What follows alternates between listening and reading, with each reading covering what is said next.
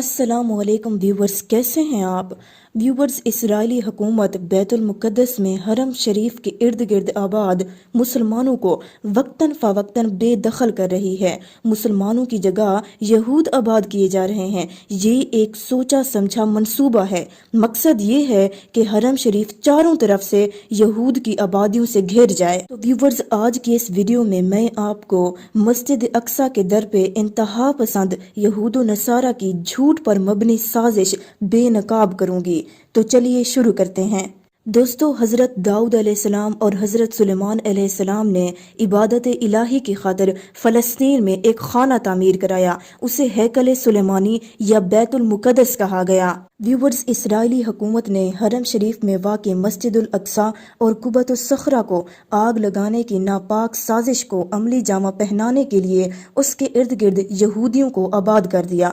इस साजिश में खुसूसन अमेरिकी हुक्मरान तबका भी शरीक है। वजह ये कि इसमें शामिल अक्सर अमेरिकी सहूनी ईसाई हैं। ये वो ईसाई हैं जिनका मजहबी एतकाद है कि जब भी तीसरा हैकल सुलेमानी तामीर हुआ, हजरत ईसा अलैहिस्सलाम कुर्राए अर्ज पर तशरीफ लाएंगे। इसलिए वो भी हरम शरीफ को तबाह करके तीसरे हैकल सुलेमानी की तामीर चाहते हैं।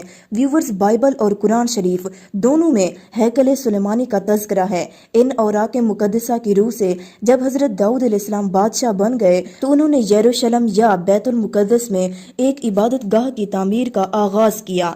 इसे उनके फर्जंद हजरत सुलेमान अलैहिस्सलाम ने मुकम्मल फरमाया। नीज इसकी तामीर में जिन्नात से भी मदद ली गई। यही इबादत गाह हैकल सुलेमानी या बैतुल मुकद्दस कहलाती है। सूरतुल बकरा में भी इसका तज़किरा मौजूद है।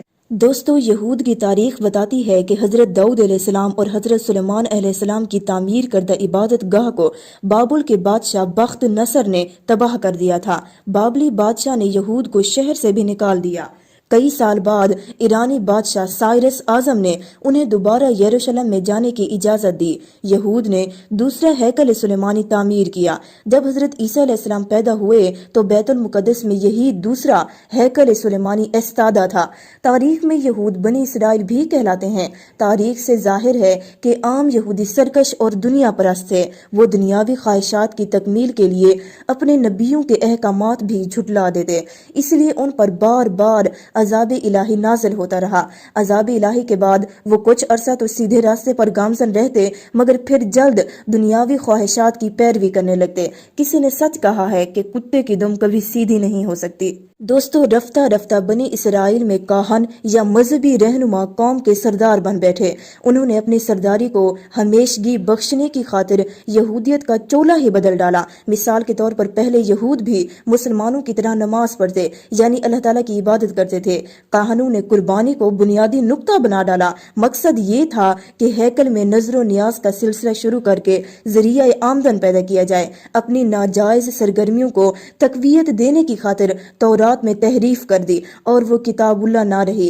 इन्हीं काहनों और उनके अमीर पैरोकारों का जोर खत्म करने के लिए अल्लाह ताला ने यहूद में हजरत ईसा अलैहिस्सलाम को मबूस फरमाया। व्यूवर्स, हजरत ईसा अलैहिस्सलाम अल्लाह ताला के नबी थे। आपकी पेशेन गोई दुरुस्त साबित हुई। वो पेशेन गोई ये थी कि एक वक्त ऐसा आएगा जब दुश्मन चारों तरफ से बैतुल मुकद्दस को घेर लेंगे और वहां किसी पत्थर पर पत्थर नहीं छोड़ेंगे, यानी हर इमारत को तबाह कर देंगे।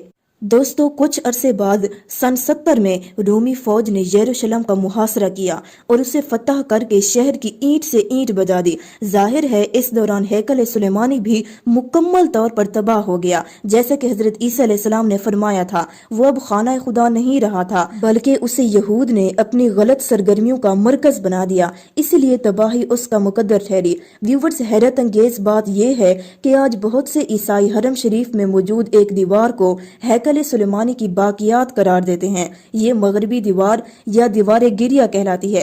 यहूद इस दीवार के सामने खड़े होकर हैकल सुलेमानी की तबाही और बर्बादी का रोना रोते और आंसू बहाते हैं, मगर कदीम यहूदी दानिशवरों और मुर्रखीन की कुतुब में इस मगरबी दीवार का तज़किरा नहीं मिलता। ये जदीद दौर की इजाद है ताकि यहूद हरम शरीफ पर अपना हक जतला सकें। व्यूवर्स, अमेरिकी हुक्मरान 1949 से इसराइली मुमलिकत को बिला मुबालगा खरबों डॉलर दे चुके چکے۔ اسی بے پناہ دولت کی مدد سے اسرائیل اپنے آپ کو عسکری اور معاشی طور پر طاقتور ملک بنانے میں کامیاب ہوا۔ اب وہ ایک ایسے ظالم اور آمر کا روپ دھار چکا جو جی چاہے تو نہتے فلسطینیوں کو شہید کر ڈالے اور دل کرے تو عالم اسلام میں انتشار پھیلانے کے لیے خفیہ سازشیں کریں۔ کوئی اسے روکنے ٹوکنے والا نہیں۔ دوستو، دوسرے ہیکل سلیمانی کی تباہی کے بعد یہود کوشش کرتے رہے کہ اسے دوبارہ تعمیر کر سکیں۔ اسی دوران رومی بادشاہوں نے عیسائیت قبول کر لی، اگرچہ حضرت عیسیٰ علیہ السلام کے پیروکاروں نے ان کی شریعت بھی مسخ کر ڈالی تھی، حتیٰ کہ وہ جو دین لائے تھے اسے بھی تبدیل کر ڈالا۔ بہرحال حضرت عیسیٰ علیہ السلام کو شہید کرنے کی پاداش اور فسادی فطرت کی وجہ سے رومی حکمرانوں نے سبھی یہود کو یروشلم سے نکال دیا، جبکہ ہیکل سلیمانی کا مقام کوڑا گھر بن گیا۔ شہر کی رعایا وہاں یہود سے اظہار نفرت کے لیے کچرا پھینکنے لگی۔ دوستو، حضرت عمر فاروق رضی اللہ تعالی عنہ کے دور میں 637 میں یروشلم مسلم فوج نے فتح کر لیا۔ مورخین اسلام لکھتے ہیں کہ خلیفہ دوم جب بیت المقدس تشریف لائے تو حرم شریف دیکھنے بھی گئے۔